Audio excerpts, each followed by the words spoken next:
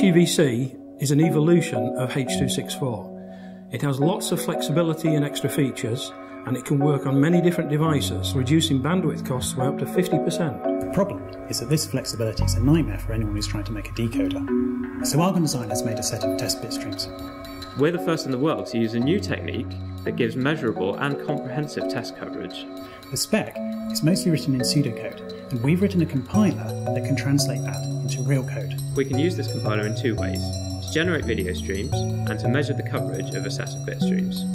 Our streams are unique in being derived directly from the specification, and thanks to the coverage tool we can prove that everything is covered. We even add links between the report and the spec, so you can click on any equation and check that it's verified, or you can dive deeper and see the individual test stream that verified it. We found hundreds of cases missing from the official test streams. So we've worked really hard to make sure our streams are rigorous but efficient.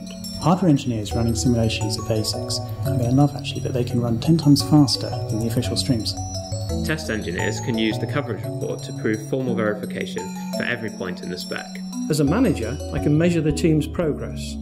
I can see what remains to be done, I can tell when the design is complete, and I can sign the design off with complete confidence. Product designers can check that their product is 100% compatible with both current and future encoders.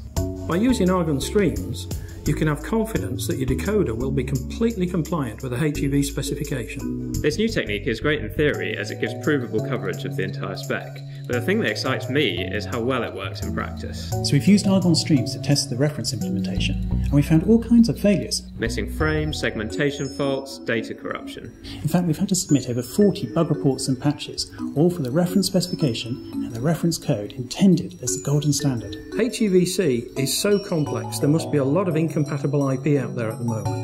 I think Argon Streams is the perfect way to find and fix those compatibility problems.